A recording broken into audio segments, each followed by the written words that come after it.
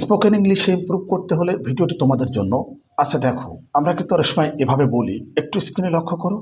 আমি প্রায়ই এখানে পড়তে আসি, আমি প্রায়ই এখানে ঘুরতে আসি, আমি প্রায়ই এখানে মাছ ধরতে আসি, আমি প্রায়ই এখানে ফুটবল খেলতে আসি, আমি প্রায়ই এখানে ক্রিকেট খেলতে আসি। এই যে আমরা এভাবে বলি না, দেখো এই যে এই ধরনের বাংলা বাক্যগুলোকে ইংরেজিতে রূপ দিতে হলে তোমাদেরকে একটা বিষয় মনে রাখতে হবে। দেখো আগে বাংলা সেন্টেন্সগুলো একটু ভালোভাবে দেখো। আচ্ছা চলো আমি একটা বাংলা সেন্টেন্স একটু তোমাদেরকে ভালোভাবে বুঝিয়ে দেওয়ার চেষ্টা করি, তাহলে খুব সহজে বুঝতে পারবে। আচ্ছা ধরো, এই যে বলছি না, আমি প্রায়ই এখানে ফুটবল খেলতে আসি।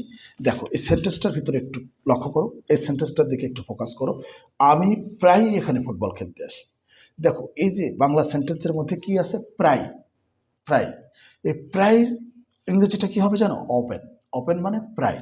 জাস্ট এটা তোমাদেরকে মনে রাখতে হবে, তাহলে করতে পারবে। এই ধরনের সেন্টেন্সগুলোকে সহজেই ইংরেজিতে রূপ দিতে পারবে। ওপেন মানে প্রায়, এটা কিন্তু মনে রাখতে হবে। ওপেন মানে প্রায়।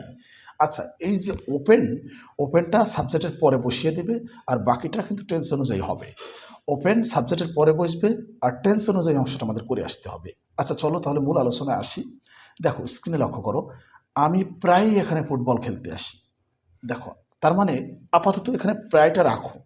একটু দেখো, আমি এখানে ফুটবল খেলতে আসি। আই খাম হিয়ার, আই খাম here to play football, I খাম হিয়ার টু প্লে ফুটবল। আচ্ছা তাহলে এখানে দেখো সাবজেক্টের পরে শুধুমাত্র ওপেনটা নিয়ে আসতে হবে।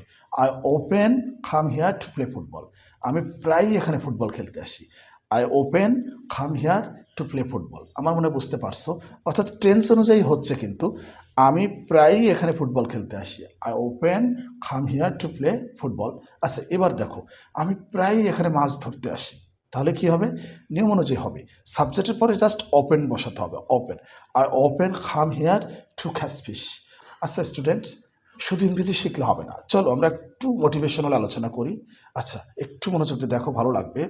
ইনসাফের এ লড়াই হতে আমি এক চুলো নড়ব না ইনশাল্লাহ। এক আবরারকে হত্যার মধ্য দিয়ে এদেশে হাজারো আবরার জন্মেছে।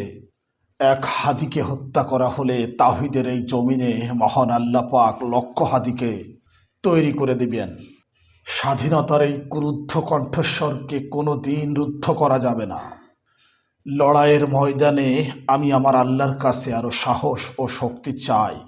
প্রিয় শহীদ উসমান হাদি ভাই মৃত্যুর আগে এমনটাই প্রত্যাশা করেছিলেন।